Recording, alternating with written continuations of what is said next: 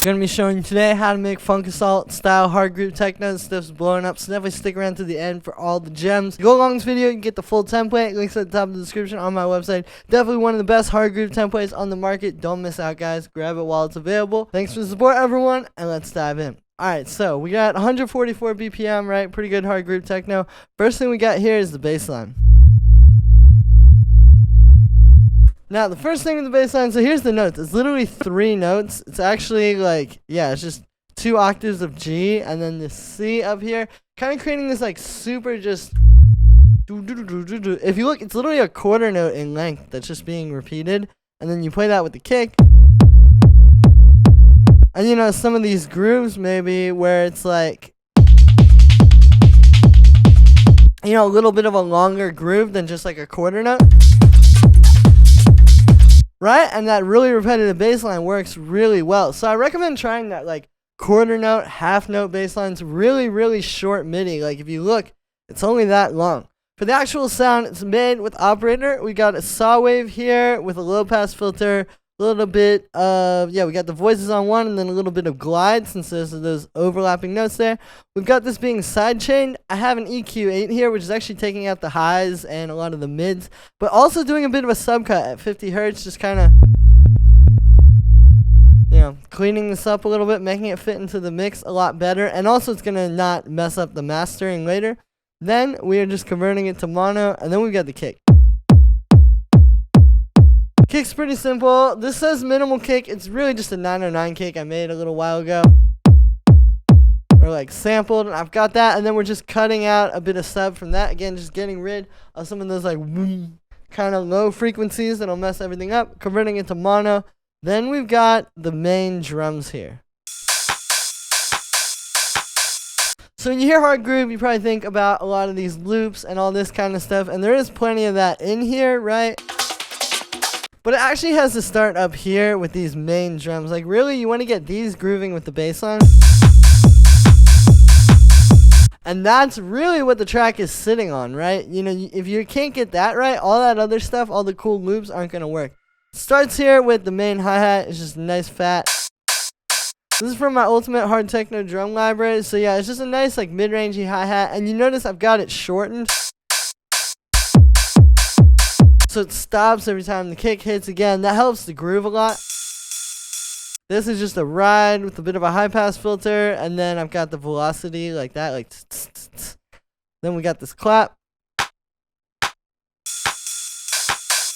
And you can hear it all grooves well together with the rest of the drums. But then we've got, so this is where we're starting to get some of the percussion. Like we got this tambourine.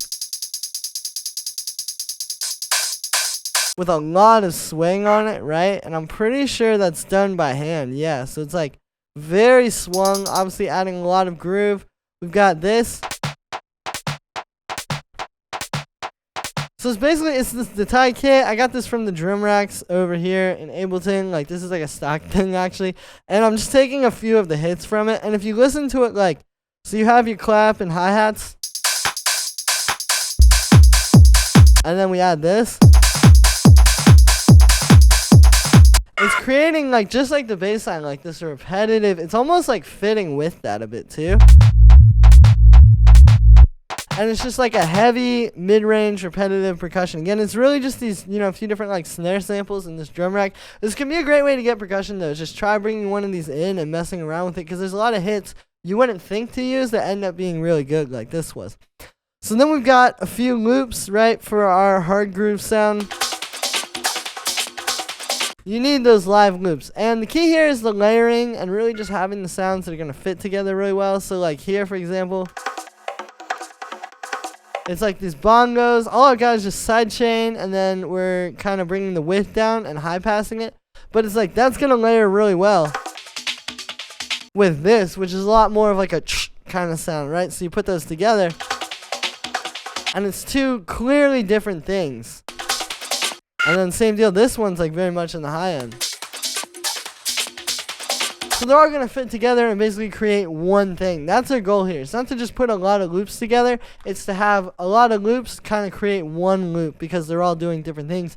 The processing, you know, is really not much more other than side chaining and a bit of filtering. I think too much processing on these, you're kind of losing the point. Like, the point is to bring in something that already has a lot of texture to it, rather than to just constantly, you know, be trying to add all these different plugins to it.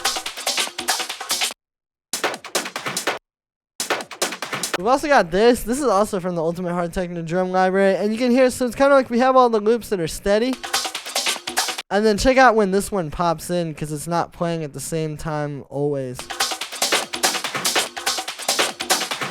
Like, you hear how that really brings that, like, Hardgroove thing, especially with the kick and the bass.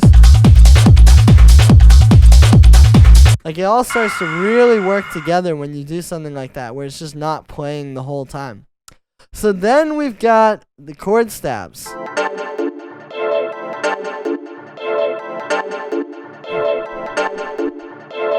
So the way this is working is basically it's a bunch of these different chord stabs. These are actually from my definitive deep minimal house chord stabs from like a while ago.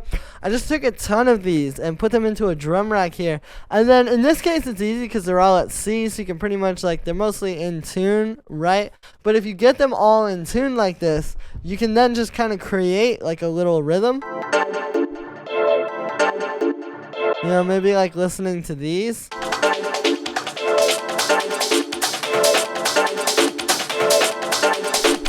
Like, you can hear how this works together with this. You see how it's like all those layers creating the groove? And this isn't really that crazy. Like, if you actually look at it, it's just a few stabs, basically. It's just like these 5 different little stab samples. Pretty simple stuff, but it's how it, like, works into this track. And it's also the contrast too. I think what these guys are doing really well with these Hardgroove tracks that also kind of have the beautiful dubby chords is its contrast. You know, music isn't just about how to make the bass and the drums. It's also about, like, you know, does your track have like something that seems like it should clash with something else, right? Like having very heavy hard groove with very chill, beautiful dub chords. But then you put it together and it creates something interesting and unique. For effects on that, we've just got a little bit of delay, a little bit of saturation on the medium curve. Just kind of like gluing everything and giving it a little more texture. Side chaining and then high passing. And yeah, saturation is really like the texture plugin. Like, a lot of people ask, like, how do you add texture to your music? To me, it's saturation because the texture is coming from the extra harmonic content. And it can just like instantly make something sound vintage, and it's built right into Ableton too. So then we've got the last thing here, which is his vocal.